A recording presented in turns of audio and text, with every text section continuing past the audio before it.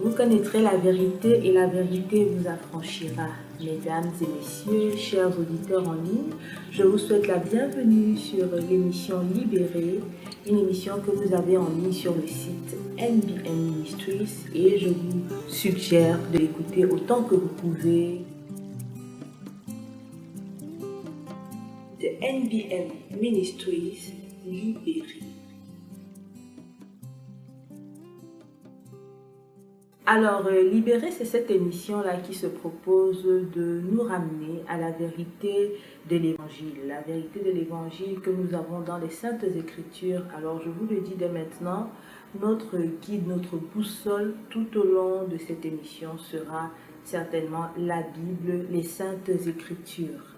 Libérer, c'est un débat, c'est une discussion, c'est un échange, c'est un partage.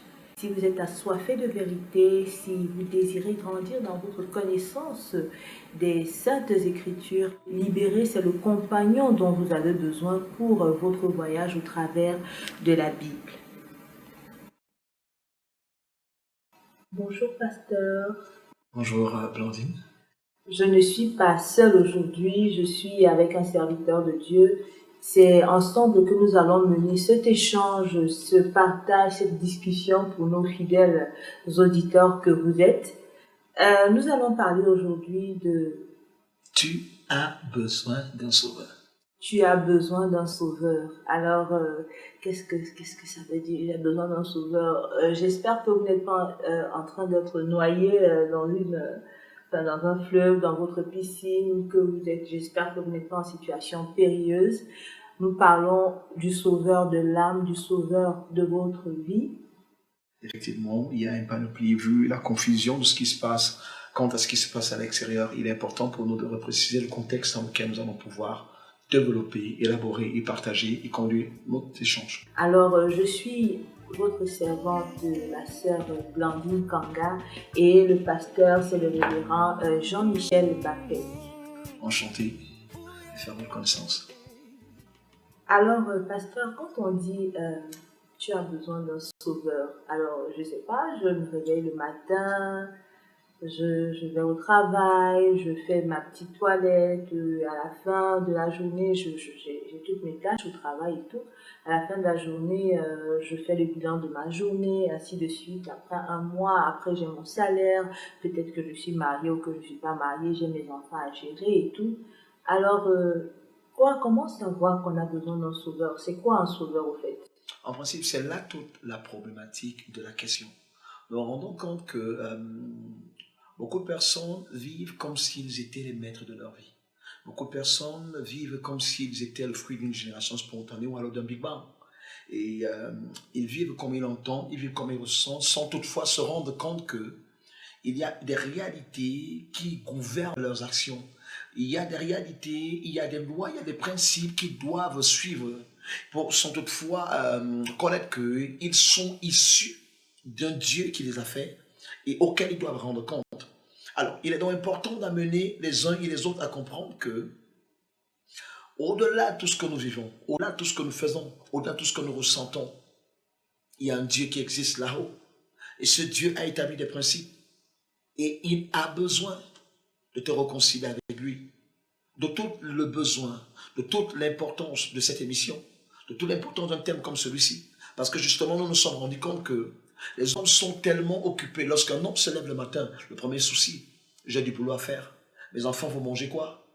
Ma femme, comment elle va gérer la journée? Mais très peu se posent la question de savoir quel est l'état de mon âme.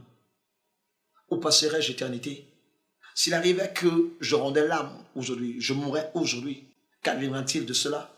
Nous voulons dire aux hommes, aux uns et aux autres, que l'homme issu d'une femme et d'un homme est né dans une condition de péché.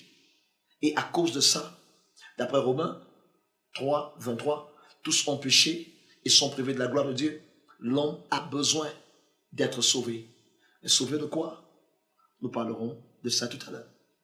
Je comprends votre propos, mais on va être très free, hein, donc ouais. Je sors de ma carapace de chrétienne. Ouais. Alors déjà, comment savoir qu'on a besoin d'être sauvé déjà soi-même? Je veux dire que, y a-t-il un indicateur qui montre qu'on n'est pas sauvé?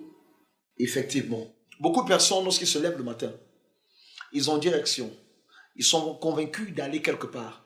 Mais ils ne se posent pas la question d'où est-ce que je viens? Quelles sont mes origines? Parce que il est difficile de définir son futur si on ne connaît pas son passé. Et en fonction de son passé, lorsqu'on rentre dans ses racines, la qualité du fruit que l'on a dépend parfois de ce qui se passe dans les racines. Si le sol, si les racines sont malades, effectivement, l'arbre sera pourri. On voit beaucoup de personnes dans la société qui traversent des problèmes, qui traversent des situations, qui vivent des situations qui ne peuvent pas s'expliquer. La science n'a pas de réponse. La médecine n'a pas de réponse. Le raisonnement humain n'a pas de réponse. Alors on commence à s'interroger. Et beaucoup de personnes, forts de ce qu'ils vivent, ils vont chercher parfois des solutions dans des endroits qui ne sont pas appropriés, qui ne sont pas bons. Pourquoi? Ceci est un indicateur qu'il y a quelque chose qui ne va pas.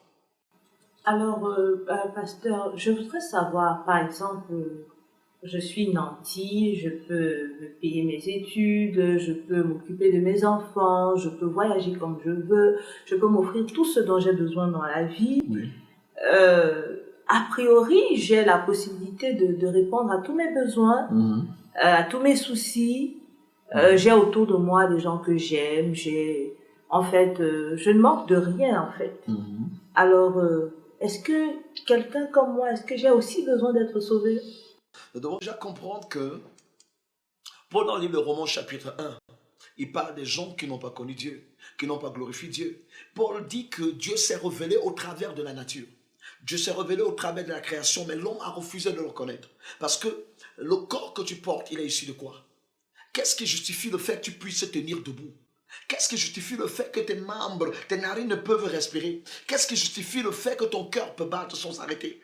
Et d'un moment à l'autre, ça s'arrête. Malgré tout, on se rend compte que l'homme n'est pas maître de lui. Il y a des moments où ton bras ne peut pas réagir à ta volonté. Ton pied ne parvient pas à réagir à ta volonté. On commence à comprendre qu'il y a une force au-delà de toi. Mais lorsqu'on se rend compte que, je pense que l'intelligence d'un homme, voudrait qu'il s'interroge sur tout ce qui, sur le pourquoi, sur le comment de ce qu'il est, de ce qu'il a et de ce qu'il possède. Je suis convaincu d'une chose, ces richesses ne tombent pas du ciel. Même s'il dit qu'il travaille, la force, ça lui vient d'où? Il m'a dit qu'il attire de la nourriture. Mais je vais poser, cette nourriture vient d'où? Il m'a dit qu'elle provient des champs. Ces champs-là, ils viennent d'où? Mais il y a la terre. Cette terre-là vient d'où? Il y a une origine que l'on ne peut pas. On ne peut pas expliquer. Cette origine, c'est Dieu. Cette origine, c'est Dieu. Il est donc important de comprendre que Dieu s'est révélé à l'homme au travers des Saintes Écritures.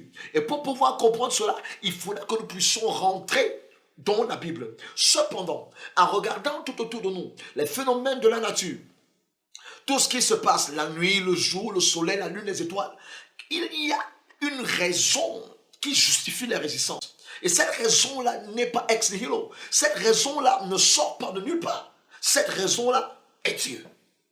Cette raison-là est Dieu. Alors, rien qu'en s'interrogeant, et que l'on ne puisse pas attribuer à un être humain, à un objet, à un métal, l'essence, l'origine même de la création, de la terre, on commence à comprendre qu'il y a un être suprême là-haut. Et dans la conscience de chaque homme, il y a la conscience de la divinité. Voilà pourquoi nous avons une multitude de religions, qui sont des voies et des moyens mis sur pied par l'homme pour pouvoir accéder à Dieu. Or, Dieu s'est révélé dans les Saintes Écritures. D'où toute la raison de l'émission Libérée, qui vise à ramener les hommes dans la parole de Dieu, qui est la Bible elle-même. Merci. C'est une réponse qui me satisfait un peu. Mais vous voyez, je suis partie quelque part, j'ai rencontré un monsieur et qui me dit, écoute ma fille, vraiment ton histoire de salut, ton histoire de Jésus et tout, j'arrive pas à manger chez moi, tu vois, il faut que je me batte, il faut que je fasse ceci. On n'a pas le choix, il y a des choses. Vraiment, quand le cœur n'est pas en paix, vraiment, il faut souvent nous laisser avec votre affaire de l'église, de l'évangile. Même pour aller à l'église, il faut qu'on cotise, il faut que. Donc, c'était, et vraiment, il présentait sa situation Et voilà quoi. Quand vous allez, quand on veut prêcher le message du salut à une telle personne, que devrait-on lui dire? Parce que en principe, il vous pose des questions, il a besoin de réponses concrètes, Oui. il a besoin de solutions immédiates. Alors, comment est-ce qu'on peut prêcher, parvenir à prêcher le message du salut à une telle personne? La première des choses, déjà, je commencerai par demander à cette personne si elle croit à l'existence d'un Dieu. Si elle me dit qu'elle croit à l'existence d'un Dieu, je vais lui dire que il est important donc que nous puissions rentrer à la racine, parce que toute chose a une origine. Toute chose a un commencement, toute chose a un fondement. Ce qui se passe aujourd'hui tire sa racine de quelque part, d'où la raison d'être de cette émission. Tu as besoin d'un sauveur. Si nous parlons de salut, nous parlons de la délivrance d'un danger, de la délivrance d'une menace, de la délivrance d'un péril, de quelque chose qui menace notre vie. Est-ce que cela veut dire que quand il est délivré et qu'il a accédé au salut, alors il sort de sa pauvreté? Maintenant, il faudrait qu'on redéfinisse le concept de salut. Parce que nous avons aujourd'hui une approche superficielle de ce concept. Nous avons une approche idéaliste de ce concept. Pour certains parmi eux, une fois que l'on a confessé le Seigneur Jésus-Christ, c'est fini. Une fois, on s'assoit, on croise les bras, on chante à la maison et puis elle va tomber du ciel. Je dis, c'est contraire à la pensée de Dieu. C'est contraire à la pensée de Dieu. Parce que même Adam, qui était dans toute sa perfection, ne connaissant pas le péché, il a été établi dans un jardin d'Éden et l'Éternel l'y a établi pour le cultiver et le garder. Pour le cultiver et le garder parce que l'Éternel ne voulait pas que l'homme soit oisif. Le travail n'était pas forcément parce que Adam devait manger, mais le travail permettait à Adam de s'accomplir et de s'épanouir. Cultiver, il devait ressortir les richesses et les trésors qui se trouvaient dans la terre et dans cet Éden que Dieu l'avait confié. Et j'aimerais dire que, parce qu'il est important, Blandine, que nous rentrons à la base et que nous rentrons au commencement. Je voulais dire à cet homme que il n'est pas le fruit d'un hasard. Il y a un Dieu qui l'a fait. Il y a un Dieu qui l'a créé. Il y a un Dieu qui l'a conçu. Et je veux dire qu'au commencement, lorsque nous rentrons dans les Écritures, dans Genèse chapitre 1, le verset 26 à 28, l'Éternel Dieu dit, faisons l'homme à notre image selon notre ressemblance. Et l'Éternel a donné à l'homme 3 mandats. Le mandat de reproduction, soyez féconds et multipliez-vous. Le mandat de migration, remplissez la terre. Le mandat de domination, dominez-la, assujettissez-la. Nous commençons à voir que Dieu a établi l'homme sur la terre avec la capacité de se multiplier, avec la capacité d'être fécond, avec la capacité de remplir tout ce qu'il occupe, avec la capacité de dominer toutes ces choses.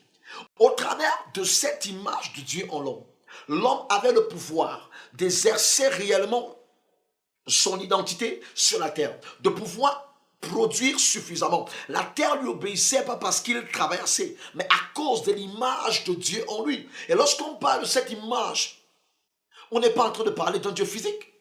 Dieu a des attributs qu'il partage avec l'homme.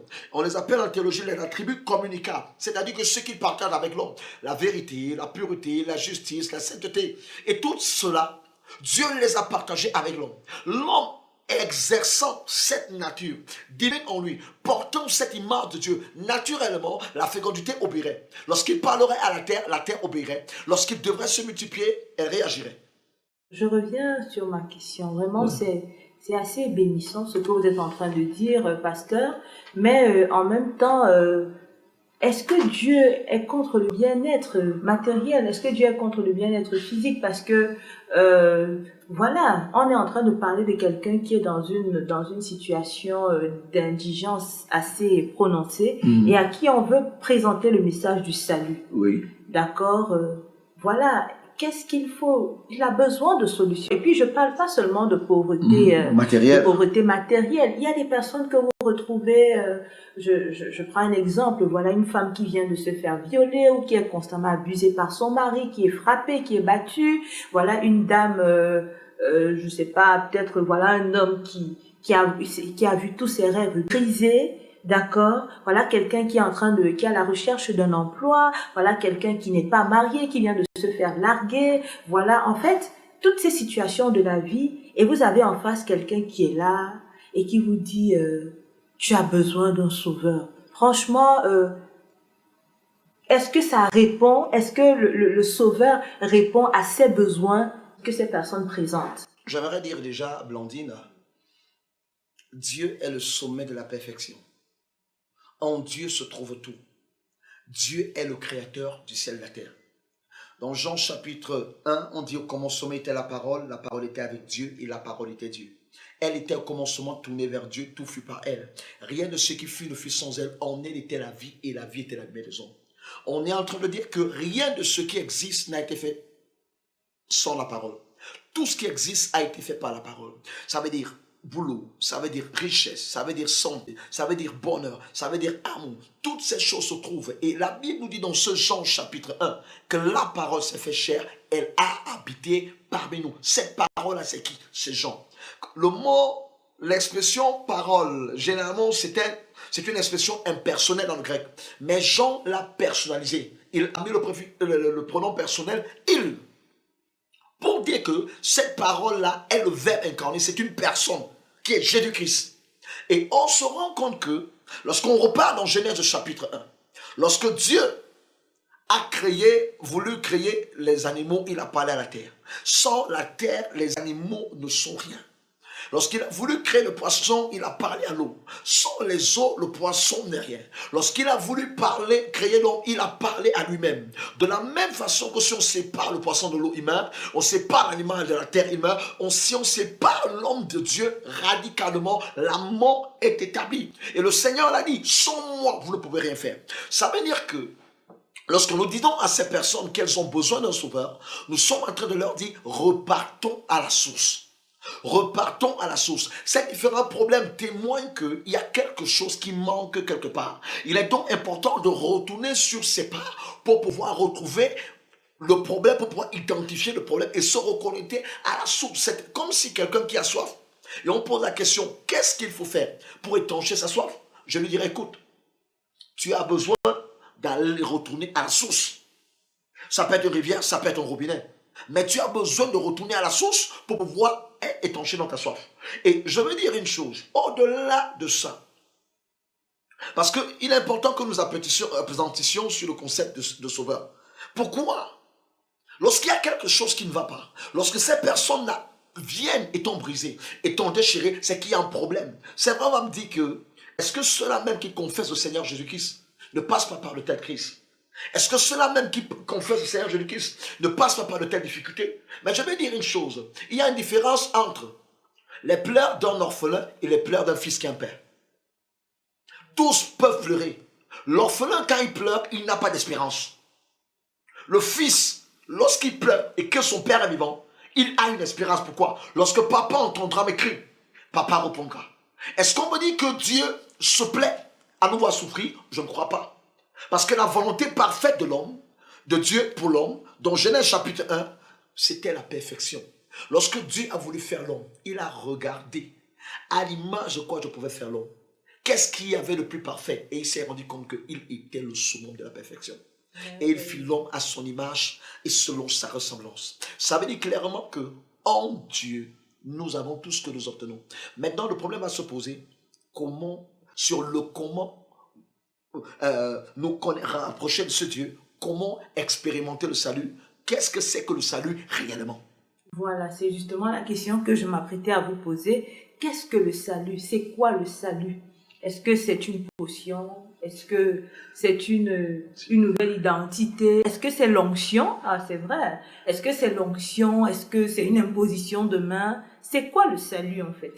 J'aimerais dire que déjà, le salut peut être défini comme le fait d'être sauvé, d'échapper à quelque chose de désagréable. Alors, également, il faudrait que tu comprennes que la conception du salut dans l'Ancien Testament a quelques similitudes. Il y a des expressions qui sont utilisées dans l'Ancien Testament pour parler du salut. On a par exemple dans l'hébreu natal qui veut dire délivrer ou défendre. Dans Exode 3 par exemple, le verset 8, on parle de la délivrance d'Israël, de la captivité égyptienne. L'Éternel parle de ça. On a par exemple également dans le psaume 22, le verset 21, où le psalmiste crie à l'Éternel, délivre-moi des cornes du buffle. Ça c'est la première expression. Et il y a également une autre expression, Yacha, qui parle également de délivrer, de donner la victoire ou de venir au secours dans l'Ancien Testament. Mais je voulais m'appesantir dans le Nouveau Testament. Parce que l'emphase, le salut dans le Nouveau Testament, l'emphase est plus mise sur l'aspect holistique. Le salut de la mort éternelle, le salut du péché, la délivrance même de ceux qui retiennent l'homme en captivité. Et cela est exprimé clairement dans la déclaration de mission du Seigneur Jésus-Christ dans Luc 4, verset 18. L'Esprit du Seigneur est sur moi, car il m'a oint pour annoncer la bonne nouvelle, pour guérir ceux qui ont le cœur brisé, pour libérer les captifs, pour envoyer libre les opprimés, pour ouvrir les yeux des aveugles et pour proclamer une année de grâce de la part de l'Éternel. On commence à voir au travers de cette déclaration de mission la raison d'être du Seigneur Jésus-Christ, les différents domaines d'opération, de compétences, de son mandat, de son appel sur cette terre. Et dans chacun de ces domaines, on se rendra compte qu'il répond aux problèmes des différentes personnes, qu'elles soient chrétiennes, qu'elles soient non-croyantes. Parce que, on dit annoncer la bonne nouvelle. La bonne nouvelle, l'évangile, c'est la bonne nouvelle. L'évangile traite de tous les problèmes. C'est la bonne nouvelle de l'Éternel. Un homme qui a le cœur brisé a besoin de bonnes nouvelles. Jésus-Christ est celui-là qui guérit le cœur. Un homme qui est blessé a besoin de bonnes nouvelles. Jésus-Christ peut le faire. Mais comment le faire? Là maintenant, on doit ramener la personne à découvrir qui est Jésus-Christ, à le connaître, à le ramener à l'intimité et à la communion avec le Seigneur Jésus-Christ. C'est pourquoi lorsqu'on va voir Jean-Baptiste, Jean-Baptiste viendra en un temps où Israël se trouve au summum de l'apostasie, au summum de l'égarement, à un moment où les sectes sont proliférés en Israël. Mais Jean-Baptiste ne viendra pas avec un autre message. La portion que Jean-Baptiste apportera, ce sera le message de la repentance pour réconcilier les hommes avec le Seigneur Jésus-Christ. Lorsqu'il sera même avec ses disciples, dans Jean 1, le verset 29, il dit ceci: voici l'agneau de Dieu qui enlève le péché du monde. L'agneau de Dieu qui enlève le péché du monde. Donc, j'aimerais dire que tout ce dont un homme a besoin se trouve en Jésus-Christ. Tout ce dont on a besoin se trouve en Jésus-Christ. Le problème n'est pas, je veux dire que le problème est l'ignorance en principe. Osée 4, verset 6. Mon peuple périt faute de connaissance. Tout réside dans la compréhension que l'on a du salut. Certains l'ont pris comme une potion. Certains l'ont pris comme une boisson. Certains l'ont pris comme une huile. Une appartenance à une dénomination, à une église. Je veux dire que le concept de salut transcende tous ces concepts. Dire que le salut c'est l'huile, c'est une insulte à l'œuvre de Christ à la croix. Parce que le salut c'est quoi? On parle d'être échappé. On parle d'être libéré. On parle d'être sauvé. Dans Matthieu 1, le verset 21, lorsque Joseph, ayant découvert que Marie enceinte, se prépare à la répudier, la Bible dit que non. L'ange lui est apparu et lui a dit: ne crains pas de prendre Marie pour femme. Et lui dit que l'enfant là, tu lui donneras le nom de Jésus parce que c'est lui qui sauvera son peuple de son péché. Le nom Jésus signifie l'Éternel est salut ou alors l'Éternel est sauveur. Alors parler du salut, c'est parler de Jésus. Ce n'est pas parler d'une dénomination, ce n'est pas parler d'une onction, ce n'est pas parler d'une église, ce n'est pas parler d'une action, mais c'est de parler de Jésus-Christ, l'Éternel qui est salut, l'Éternel qui a pris forme, l'Éternel qui s'est fait homme, l'Éternel qui a marché sur terre, l'Éternel qui a partagé notre condition, l'Éternel qui nous a sauvés, qui nous a rachetés par sa mort expiatoire à la croix. Alors, le salut, vous avez donné une assez longue explication, nous sommes rentrés, j'ai compris que parler de salut, c'est parler de Jésus-Christ, de celui-là qui s'est donné comme victime expiatoire pour le salut de quiconque croit en lui, certainement. Oui. Et vous avez également dit quelque chose, que le salut s'adresse aux personnes croyantes, oui, aux personnes non croyantes, oui, enfin aux personnes chrétiennes ou aux oui, personnes non chrétiennes et tout. Donc, et que ça va au-delà des dénominations. oui. Par exemple, nous sommes en Afrique, précisément au Cameroun. Le salut va au-delà d'être protestant, Oui. d'être presbytérien. Le salut va au-delà d'être catholique. Le salut va au-delà d'être d'une église dite réveillée, une église pentecôtiste ou charismatique. Donc, en fait, Le salut s'adresse à l'humanité, à l'homme. Effectivement. Ok. Alors, la question que je voudrais poser, c'est, ça peut sembler comme être une redondance, mais Oui. lorsque l'individu lambda accepte ce message, accepte le message, la bonne nouvelle de Jésus-Christ, et qu'on dit de lui qu'il est sauvé, Oui. en quoi consiste le salut? À quoi reconnaîtra-t-on, s'il y a des indices, à quoi reconnaîtra-t-on qu'il est effectivement sauvé, ou alors à quoi reconnaîtra-t-il lui-même qu'il est sauvé? J'aimerais déjà, de prime abord, préciser quelque chose. Lorsque l'on dit que l'on croyant, que le salut s'adresse aux croyants, pour beaucoup de personnes, ça pourrait paraître confus. Mais j'aimerais dire une chose. Le non-croyant a besoin du salut pour qu'il soit réconcilié avec le Seigneur. Parce que le salut est à trois niveaux. On est sauvé, on est en train d'être sauvé et on sera sauvé. Je prends un exemple simplement. Lorsque je viens au Seigneur Jésus-Christ, à tous ceux qui l'ont reçu, à tous qui croient en son nom, il leur a donné le pouvoir de devenir enfants de Dieu. Jean chapitre 1, le verset 12 à 13. Lorsque je crois au Seigneur Jésus-Christ, lorsque je le reçois en moi, je deviens enfant de Dieu. Là, je suis sauvé.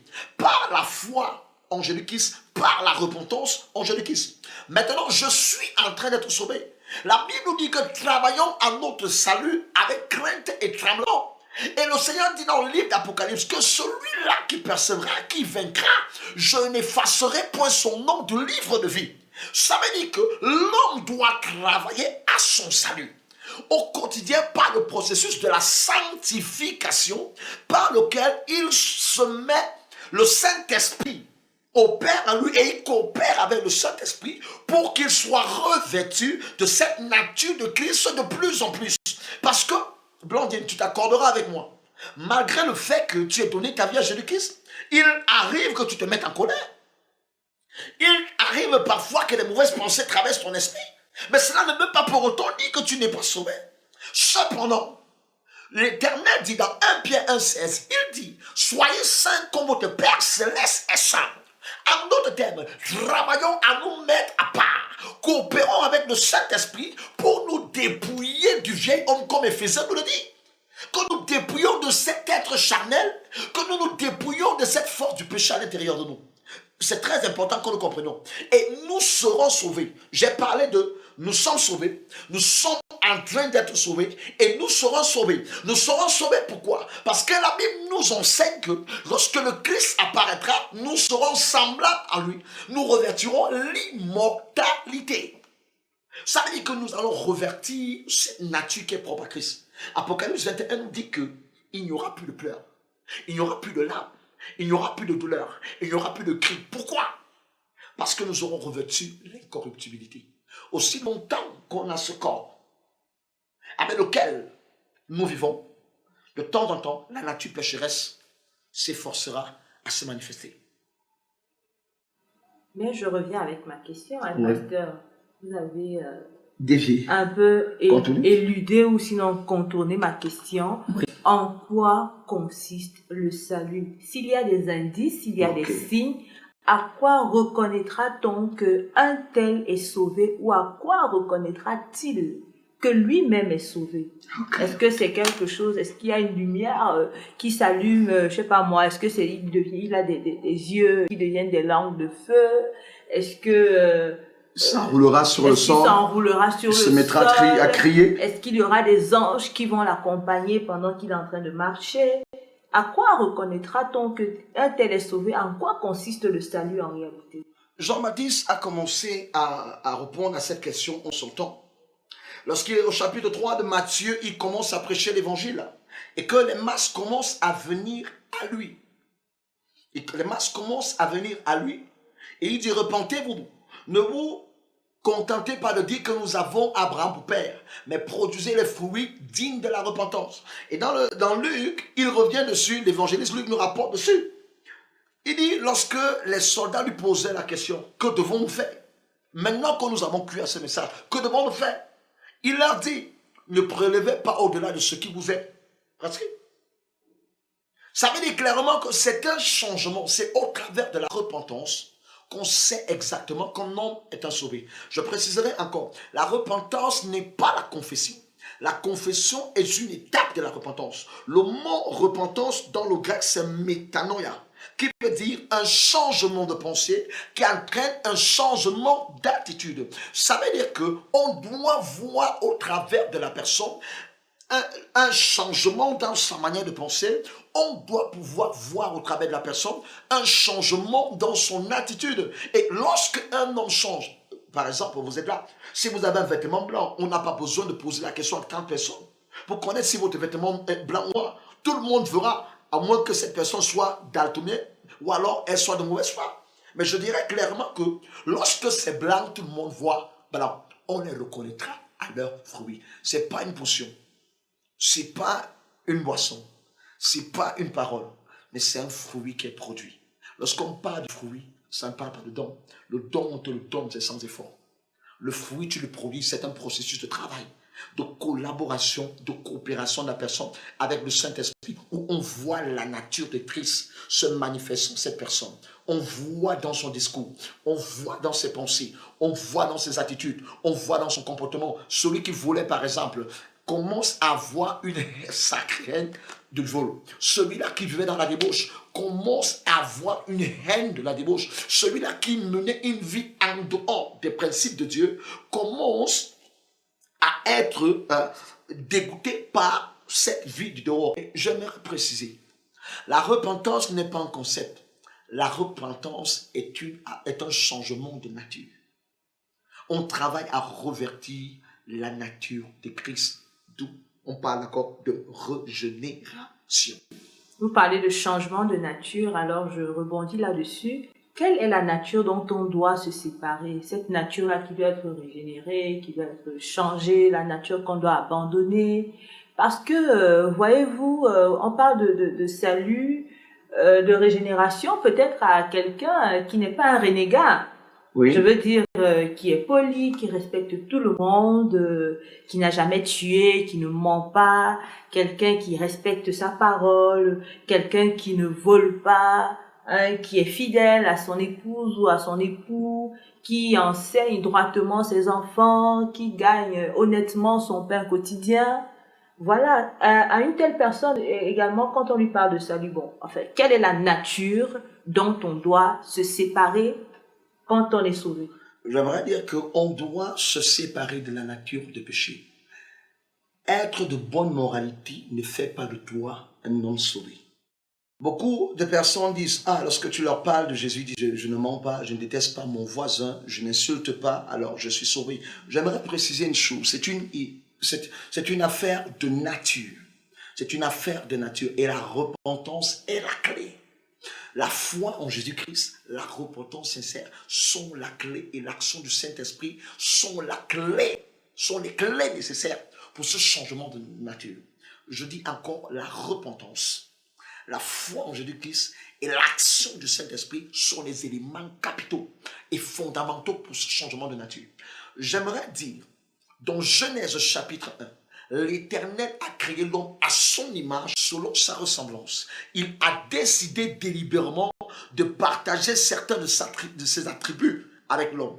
Sainteté, pureté, justice, vérité, intégrité, tout ce qui est propre à Dieu. Et on peut voir certains de ses attributs encore. Donc, Éphésiens chapitre 6, le verset 12, où on parle de l'armure du chrétien. En principe, Paul est en train de demander, prenant l'image de l'armure romaine, il demande aux chrétiens de se revêtir de la nature de Dieu. On te parle du salut, on te parle de la foi, on te parle de la justice, on te parle de la vérité. Mais si quelqu'un vit déjà selon ses principes, la justice, la vérité et tout, est-ce qu'il a encore besoin d'être sauvé? La Bible dit, tous ont péché et sont privés de la gloire de Dieu. Si tu dis que tu ne pêches pas dans 1 Jean, c'est que tu es un menteur et tu fais de l'Éternel un menteur. Il n'y a point de vérité en toi. Aussi longtemps que tu descends d'un homme et d'une femme, tu es un pécheur. Adam avait cette nature sans péché. Dans Genèse chapitre 2, le verset 16 à 17, l'Éternel a dit, tu mangeras de tous les arbres, mais contre l'arbre qui est au milieu du jardin, tu ne mangeras pas. Le jour où tu mangeras, tu mourras certainement. Dans Genèse chapitre 3, le diable, prenant l'apparence du serpent, passant par le serpent, a séduit Ève. Ève a mangé et elle en a donné à son mari. Voilà comment le péché est entré à l'intérieur de l'homme. À cause de la désobéissance à la loi de Dieu. À partir de ce moment, l'homme est devenu esclave du péché. Sa nature a été corrompue par le péché. Toute chose, toute personne qui découle d'Adam et Ève naît avec une nature corrompue. Qu'elle soit bébé, qu'elle soit à 2 ans, qu'elle ait 5 ans, tout ce qui est né d'un homme et d'une femme, et l'humanité entière découle d'Adam et Ève. À cause de ça, le péché est en toi et tu as besoin d'un sauveur. Le péché originel te retient captif. J'ai retenu quelque chose de votre propos précédent. Oui. Vous avez dit que le salut, il y a 3, si on peut dire, des indices. Les éléments, oui. 3 éléments qui sont caractéristiques du salut. Oui, vous avez parlé de la repentance, oui, de la foi en Jésus-Christ, oui, et de l'action du Saint-Esprit. Oui. Alors voilà un domaine qui, des fois, peut être un sujet d'effroi. Oui. Voilà, je crois que c'est le bon terme. Un sujet d'effroi. Nous voyons généralement sur des chaînes de télévision chrétienne, dans des programmes organisés ça et là, l'action, je vais mettre entre guillemets, du Saint-Esprit qui est théâtralisée d'une certaine manière. Oui. Et alors, est-ce que c'est quoi en fait l'action du Saint-Esprit? Est-ce que c'est le parler en langue? Est-ce que ce sont des trans que nous pouvons avoir? Est-ce que le parler en langue, l'action du Saint-Esprit, est-ce que c'est transpirer? Est-ce que c'est se rouler au sol? Est-ce que c'est d'avoir une série de mouvements, une série de réactions incontrôlées? Est-ce que, en fait, dites-nous un peu, quand on parle du Saint-Esprit à l'individu lambda qui ne connaît pas, c'est quoi l'action du Saint-Esprit? Permets-moi, s'il te plaît, de revenir un peu à la question précédente avant de tomber. Okay. Je voulais préciser le concept de nature. Il est important. Il est important. C'est le problème que nous avons dans l'Église. Parlons même de ces manifestations du Saint-Esprit. Beaucoup sont le fruit des émotions des personnes. Beaucoup sont le fruit de la manifestation des esprits impurs. Beaucoup sont le fruit de la manifestation des forces étranges que certaines personnes, certains marabouts aujourd'hui, voyant que les églises aujourd'hui peuvent être un moyen pour générer les fonds, alors ont tronqué, changé leur plaque en plaque d'église pour pouvoir se faire de l'argent, mais ils n'ont rien à voir avec le ministère. Et il y a certaines personnes également, en mal de gloire et d'honneur, peuvent aller dans des endroits compliqués, chercher des forces étranges pour pouvoir agir. Il est donc important de discerner. Et je reviens encore sur le concept de régénération. Régénération parle de recréation. Le mot c'est palingenesia. Ça veut dire que c'est une récréation nouvelle en toi, où le Saint-Esprit à l'intérieur de l'homme recrée la nature de Dieu en lui qui a été corrompue. Lorsque l'Esprit descend en toi, lorsque tu crois en Jésus-Christ réellement, par la foi en Jésus-Christ, tu crois en lui, tu crois en son œuvre à la croix, tu crois en ce qu'il a fait et que son sacrifice est suffisant pour ton salut, alors le Saint-Esprit descend en toi et il recrée un être nouveau avec une nature nouvelle. Il dépose la nature de Christ en toi, la justice de Christ en toi, la présence de Christ en toi, les attributs de Christ, je dis communicables, en toi.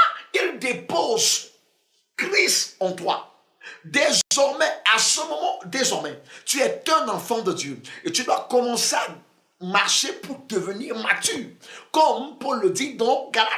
Aussi longtemps que l'héritier demeure enfant, il n'est pas différent d'un esclave. Il faudrait donc que tu atteignes la maturité pour pouvoir jouir pleinement du patrimoine et d'héritage qui est le tien. Alors, il y a 2 natures, la nature du péché et la nature de l'esprit. La nature du péché qui est encore appelée la chair ou encore le vieil homme. Galates 5, le verset 19 à 21, nous parle de ses œuvres et de ses manifestations. Comment est-ce qu'on reconnaît la nature du péché, la nature de la chair? Je ne sais pas si on peut avoir le temps pour pouvoir lire dans Galates 5, le verset 19 à 21. Galates 5, versets 19 à 21. Or, les œuvres de la chair sont manifestes. Ce sont l'impudicité, l'impureté, la dissolution, l'idolâtrie, la magie, les inimitiés, les querelles, la jalousie, les animosités, les disputes, les divisions, les sectes, l'envie, l'ivrognerie, les excès de table et les choses semblables. Je vous dis d'avance, comme je l'ai déjà dit, que ceux qui commettent de telles choses n'hériteront point le royaume de Dieu. Voilà effectivement les œuvres de la chair. Voilà comment ils se manifestent. Et à partir du verset 22, le Seigneur parle des œuvres de l'esprit, ou alors le fruit de l'esprit. Le fruit de l'esprit. Et quand tu parles de l'action du Saint-Esprit, je veux dire que ce n'est pas ce bruit que nous faisons. C'est vrai que lorsque l'Esprit descend, il peut choisir de se manifester par du bruit. On a vu à la Pentecôte, il peut décider de se manifester de manière silencieuse. Il est souverain. Parfois également, il y a des gens qui sont très sensibles et très émotionnels, qui peuvent, ressentant le Saint-Esprit, exploser en autre chose. Cependant, je veux préciser, avoir le bruit dans la salle, avoir les agitations dans la salle, avoir les cris dans une salle, ne veut pas dire que le Saint-Esprit est en train de transformer les hommes. Wow. Ne veut pas dire que c'est le Saint-Esprit qui a l'œuvre. Il faut encore discerner quel est l'Esprit. Wow. Et pour discerner l'Esprit, je dis, tu dois être authentiquement fils de Dieu. Parce que la Bible déclare que l'Esprit de Dieu attestera ces choses en nous. Celui qui est de Dieu, clairement, l'Esprit, Romains 8 nous le dit, témoigne que nous sommes enfants de Dieu. Et ce qui est de l'Esprit de Dieu le reconnaît. La deuxième chose que je voulais dire, on les reconnaîtra à leurs fruits. On les reconnaîtra à leurs fruits. Quel est donc le fruit de l'Esprit? Galates 5, 22 nous le dit. On va me dire, est-ce que pendant ces moments de cris, de pleurs et de larmes, on peut voir ces choses? C'est possible. C'est possible. J'aimerais un peu, Blandine, que tu me lises le verset 22 de Galates. Galates 5, verset 22. Oui. Mais le fruit de l'esprit, c'est l'amour, Oui. la joie, Oui. la paix, Oui. la patience, Oui. la bonté, Oui. la bénignité, Oui. la fidélité, Oui. la douceur, Oui. la tempérance. Oui. La loi n'est pas contre ces choses. Amen. Alors, je voudrais dire que de telles choses, lorsque l'Esprit de Dieu est en train de se manifester, toi, fils de Dieu authentique, dans la salle, dans ton cœur, tu ressentiras la joie. Toi, fils de Dieu authentique, dans ton cœur, le Saint-Esprit mettra la paix. Toi, fils de Dieu, dans ton cœur, le Saint-Esprit t'envahira de douceur. Mais je continue de dire que avoir les agitations n'est pas une garantie que l'Esprit de Dieu est en train de transformer. Je vais te prendre un exemple. Dans Genèse chapitre 1, à partir du verset 1, on dit au commencement, Dieu créa les cieux et la terre. La terre était informe et vide. Il y avait les ténèbres à la surface de l'abîme et l'Esprit de Dieu se mouvait au-dessus des eaux. Ça veut dire que la terre avait plusieurs problèmes. Un, premier problème, informe. 2, vide. 3, ténèbres. 4, abîme. 5, les eaux étaient partout. Mais malgré, et la Bible me dit que le Saint-Esprit se mouvait. Il y avait une action du Saint-Esprit qui se mouvait partout. Ça veut dire qu'il y avait une activité de l'Esprit. Cependant, la forme de la terre n'a pas changé. Le vide n'a jamais disparu. Les abîmes n'ont jamais disparu. Les ténèbres continuent de régner. Et c'est ce qui se passe dans beaucoup de nos églises. Il y a une activité de l'Esprit où il y a des agitations qui se meurent. On peut voir comment les gens tombent, vomissent. Cependant, ces vies demeurent informes. Ces vies demeurent vides. Ces vies demeurent avec les ténèbres. Ces vies demeurent avec les abîmes. Ces vies demeurent du néant. La transformation est apparue quand la parole a été associée à l'esprit. Et tu sauras réellement que c'est l'Esprit de Dieu parce que l'Esprit de Dieu obéit à la parole de Dieu. La parole de Dieu est ce qui amène l'Esprit de Dieu à se mouvoir. Mais je continue de dire encore. la manifestation du Saint-Esprit, tant pour celui en qui ça se manifeste, que pour toi qui es dans la salle, tu auras le témoignage d'une joie de la présence de Dieu. Tu auras la paix de l'esprit à l'intérieur de toi. Mais si après avoir roulé, vomi, tu vas digérer cette onction dans la boisson, dans les fornications, on va poser la question de savoir. 1, si c'était l'esprit. 2, si réellement tu as été régénéré. Moi, je suis vraiment édifiée là et j'ai quelques éléments que je retiens de votre propos. Vous parlez de transformation, vous parlez également de l'obéissance à la parole, c'est-à-dire que vous avez dit l'Esprit de Dieu obéit à la parole de Dieu. Oui. C'est bien cela. Et vous parlez de transformation. Alors peut-être que nous allons certainement aborder ça dans une prochaine émission. Donc vous allez me contredire ou alors me corriger si ce n'est pas juste.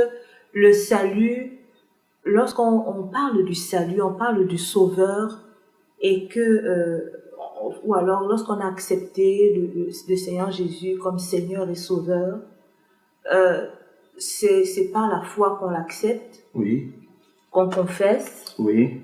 Confesser, c'est-à-dire faire cette déclaration ouverte, publique, et il y a une suite à cela, en fait. Il y a une suite à cela.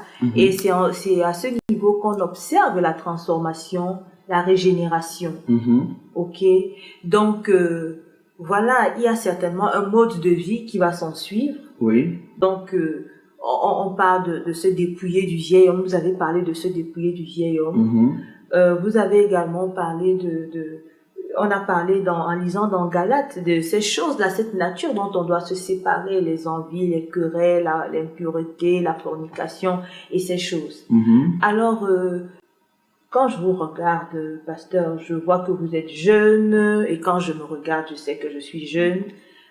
C'est un problème. Je sais pas, nous rencontrons des gens au quotidien qui, la vie n'est pas toujours, les choses ne sont pas toujours évidentes. Comment est-ce que finalement le message du salut ou du christianisme n'est pas un peu rigide? Quand on est jeune, on a envie de sortir, on a envie de s'amuser, on veut passer du temps avec des amis, on veut aller danser un peu, on veut flirter, on veut faire des choses. C'est à ce moment-là qu'on choisit son compagnon ou sa compagne de vie et on aimerait avoir quelques expériences et toutes ces choses. On a envie de vivre au maximum, hein, de jouer la vie comme on dit en général. Mais quand la Bible ou alors le message du salut vient contre toutes ces choses-là et tout, comment est-ce qu'on jouit de sa jeunesse alors finalement quand on est chrétien ou alors quand on s'intéresse à ce message du salut? J'aimerais dire que le christianisme n'est pas une série de lois, de normes, de principes à respecter. C'est un style de vie. Et je reviens encore sur le principe de la régénération. J'ai parlé de 3 éléments fondamentaux. J'ai parlé de la repentance. J'ai parlé de l'Esprit de Dieu. J'ai parlé du 3e élément, la repentance, l'Esprit de Dieu et la foi. Je commence à dire, si nous sommes sauvés, pour être sauvés, il faudrait que nous entendions la bonne nouvelle. La bonne nouvelle de l'évangile, Jésus-Christ est mort pour nous. Et Paul définit l'évangile dans, je crois, 1 Corinthiens 15, à partir du verset 3-4, que l'évangile qu'il a reçu et qu'il a annoncé, c'est que Christ est mort selon les Écritures. Il a été enseveli et il est ressuscité selon les Écritures. Il est apparu aux frères. Ça veut dire que Paul définit l'évangile en 3 choses. La mort, l'ensevelissement et la résurrection du Seigneur Jésus-Christ. Lorsque j'annonce ce message à quelqu'un, je lui explique pourquoi Jésus-Christ est mort. Je lui explique que c'est pour lui qu'il a subi toutes ces choses. Je lui explique la résurrection. Cet homme, s'il accepte le Seigneur Jésus-Christ, il faudrait qu'il ait cru que ce que je lui ai annoncé est vrai. Ça veut dire que Christ est mort pour lui. Il n'acceptera pas. Je ne sais pas, je ne connais pas la personne qui acceptera de boire un médicament s'il ne reconnaît pas être malade. Je ne connais pas.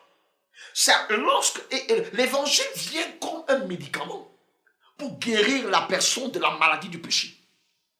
Si le sauveur vient, c'est que la personne était dans la perdition, était dans la destruction, était dans la mort et le dépérissement. Et je lui montre ce dans quoi il se retrouve. Je lui montrerai son origine depuis Genèse. Je lui montrerai sa vie au quotidien. Maintenant, s'il s'est rendu compte qu'il vit dans le péché, il vit dans le mensonge, il vit dans la débauche et il a accepté le Seigneur Jésus-Christ. Qu'est-ce qu'on appelle débauche? Je crois qu'il faudrait qu'on entre dans les détails. Qu'est-ce qu'on appelle débauche? Que l'on revienne encore dans notre livre de Galates. On explique, parlant des œuvres de la chair. On revient là-dessus. Permettez-moi un peu. Je vais relire dans Galates chapitre 5, à partir du verset 19. On parle de cette vie, cette débauche qui est assimilée aux impudicités, qui sont assimilées à cette vie en principe en dehors des normes et des lois établies. On peut être un peu plus précis, parce que les normes, voyez-vous, nous sommes dans une société où les normes sont en train de changer. Oui. Donc, je crois qu'il faudrait qu'on soit un peu plus précis. Oui. C'est quoi la débauche? Je veux dire une chose aussi, dans notre contexte généralement d'église. La débauche est généralement assimilée à cette mauvaise vie qui va à l'encontre de la parole de Dieu. Cette vie de péché, cette vie qui amène à avilir le corps et à la servir au péché, à livrer son corps, ce que je voulais préciser. Parce que on peut mal comprendre si on voit le christianisme comme une loi. Et c'est sur ça que je voulais chuter. Le christianisme n'est pas une série de lois. C'est une histoire de nature. Vivre la nature de Christ. Et cette nature n'est pas une nature qu'on emprunte. Une fois que tu es chrétien, est-ce que tu sais que pour pécher, un véritable chrétien doit l'emprunter chez le diable? Je suis d'accord. Mais pasteur, oui. Soyons directs. Oui. Ok? Appelons les chats chats. Oui. Et les poules poules. Oui. Donc, c'est quoi la débauche? Est-ce que la débauche, c'est faire son footing le matin? Est-ce que la débauche, c'est manger du caviar tous les jours? Est-ce que la débauche, c'est consommer du saumon à profusion? Est-ce que la débauche, en fait, c'est quoi de manière concrète la débauche? J'assimilerais la débauche à l'impudicité. Et l'impudicité, c'est quoi? L'impudicité, ce sont ces pratiques de prostitution dans lesquelles qui peuvent inclure l'adultère ou encore l'inceste ou encore la fornication. Okay. Il y a dans ce sens-là. Mais cependant, ça se pratiquait à deux dimensions. Au niveau physique, au niveau spirituel. Lorsque Israël, par exemple, allait après d'autres dieux, Dieu les appelait des prostituées. Donc, en réalité, nous pouvons par exemple parler d'aller consulter les esprits autres que Dieu. De nos jours, nous allons consulter, je sais pas, des esprits dans la forêt, dans des brousses, ce genre de choses. Nous invoquons des esprits en dehors du Dieu créateur du ciel et de la terre. J'aimerais préciser, parlons de ce que je suis en train d'appeler impudicité. D'autres versions parlent d'immoralité. Et la racine du mot, c'est pornéa, de quelle vient la pornographie. Tout ce qui se rattache à la pornographie est assimilé à l'impudicité et ça fait partie de cette débauche.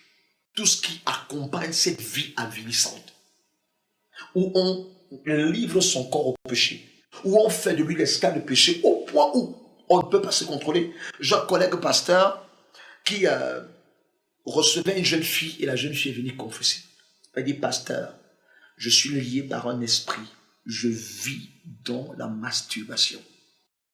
Oui, mais ok, donc voilà déjà un terme que vous venez de citer, la masturbation. Oui. Parce que quand c'est général, vous avez parlé de tout ce qui est lié à la pornographie. Quelqu'un va vous dire, mais attendez, se masturber, c'est pas la pornographie. C'est une abomination. Et tout. Donc voilà quoi, c'est souvent bon, je me dis d'être précis, de nommer clairement ces choses pour que l'enfant qui nous écoute, qu'il sache que ça, ce n'est pas bien. Ou le jeune, l'adolescent ou l'adulte, Vous avez déjà parlé d'adultère, vous avez parlé d'inceste, vous avez parlé de pornographie, vous avez parlé de masturbation, oui. Vous avez parlé de... cette vie avilissante dans le péché, dans les alcools. Voilà, les alcools, vivre dans les alcools, donc on va parler d'ivrognerie. Oui, et tout ce qui se passe tout autour. Le commerce du sexe, mais il n'y a pas que cela non plus. Oui, Paul a cité certains éléments importants. Paul a parlé de la vie immorale. Paul est mauvaise. Paul a parlé de la mauvaise conduite.